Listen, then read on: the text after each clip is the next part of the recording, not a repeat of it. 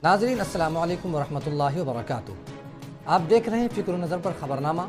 आइए दिन भर की तमाम बड़ी खबरों पर नज़र डालते हैं। कौमी दारुल हुकूमत दिल्ली के साकित अदालत ने JNU के साबिक़ तालिब इल्म शर्जील इमाम को 2019 में दर्ज जामिया तशद्दुद केस में दिल्ली फसादात और इश्तियाल अंगेज़ तकरीर के कई मामलों में बरी कर दिया है। भले ही अदालत ने शर्जील इमाम को नफरत अंगेज़ तकरीर और दिल्ली से जुड़े मामलों में ज़मानत दी है, ताहम दीगर मुकदमात की वजह से उन्हें अभी भी जेल में रहना पड़ेगा।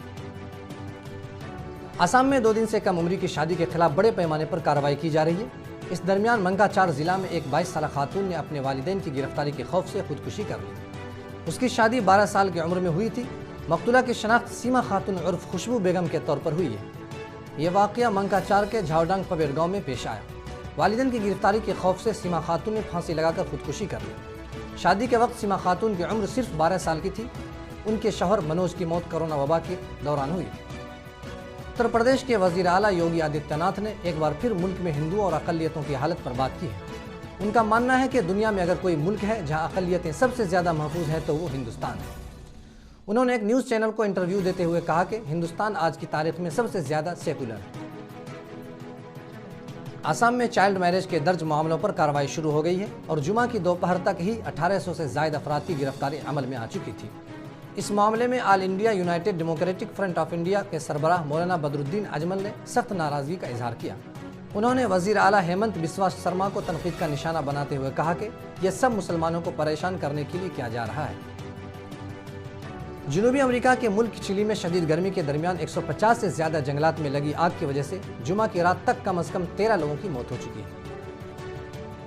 यूक्रेन के कैफ में 24वीं यूक्रेन यूरोपीय यूनियन सरबराही इजलास में यूक्रेन और यूरोपीय यूनियन ने अपने ताल्लुकात और ताउन को मज़ीद गहरा करने पर इत्तेफाक किया।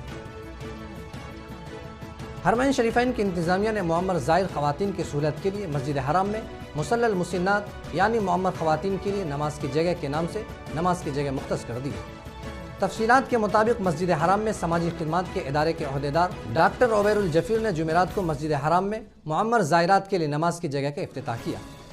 ख़वातीन का मुसल्ली किंग फहद की तौसी वाली इमारत में ज़मीनी मंजिल पर है।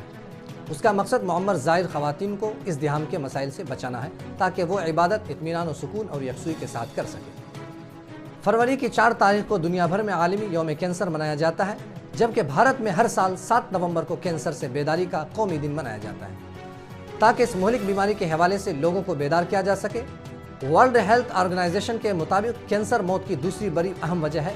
कैंसर में मुब्तला मरीज़ और उसकी वजह से मरने वाले अफराद की आदाद शुमार के मुताबिक 2018 में भारत में कैंसर से 15 लाख अफराद हलाक हुए थे। पाकिस्तान के तेज़ गेंदबाज शाहीन शाह अफरीदी ने जुमा के रोज़ कराची के एक मस्जिद में पाकिस्तान के साबिक कप्तान शाहिद अफरीदी की बेटी इंशा अफरीदी से शादी के बंधन में बन गए। दोनों की मंगनी 2 साल कबल हुई थी। इस मौके पर शाहीन शाह अफरीदी के करीबी दोस्त और रिश्तेदार मौजूद रहे। वहीं मेहमानों में पाकिस्तान के मौजूदा कप्तान बाबर आजम, सरफराज अहमद, नसीम शाह, शादाब खान समेत दीगर खिलाड़ी शामिल मौजूद रहे। शादी की निजी तकरीब के बाद तस्वीर सोशल मीडिया वेबसाइट पर वायरल हुई।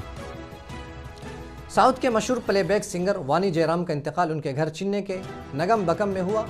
उन्होंने 78 साल की उम्र में आखिरी सांस ली और दुनिया को अलविदा कह दिया। वानी को 26 जनवरी 2023 को पद्म भूषण से भी नवाजा गया था।